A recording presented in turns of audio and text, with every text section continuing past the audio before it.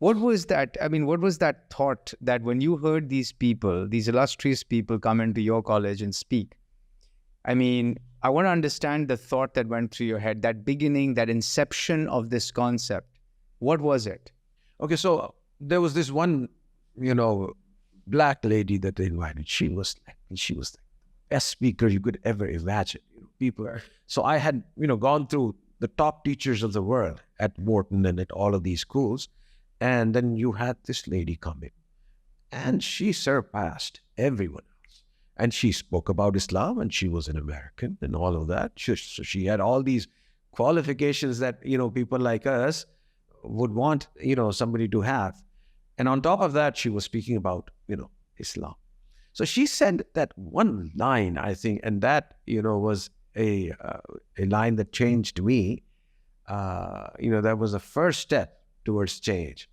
And she said that, I am an American living in the US and her name was Salwa Abdullah. So this was her new name when she became Muslim. So she said, I talked to all the scholars that I should name myself Abdullah. So everybody told me that Abdullah is a man's name. It is not a woman's name. So then I said, okay, fine. My name is Salwa Abdullah. But she said, I wanted to name myself Abdullah because I figured that if I become a slave of Allah, then I leave the slavery of everything else. So since I have become a slave of Allah, I have left the slavery of everything else. And this is why I'm happy about who I am. So this one line, was very strong. And I was thinking to myself that, if we do not come into this path, then Allah has other people, that Allah can bring them into this path. So that was, I think, the turning point.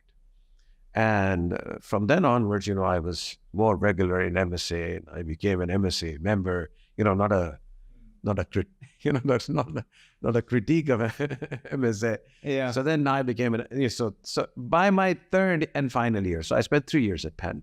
So I was like an MSA member. Then I also became, the president of the Pakistan Society. So obviously, Pakistan Society and MSA were very close that year. So I was the president of the Pakistan Society, and I turned out very different. Yeah.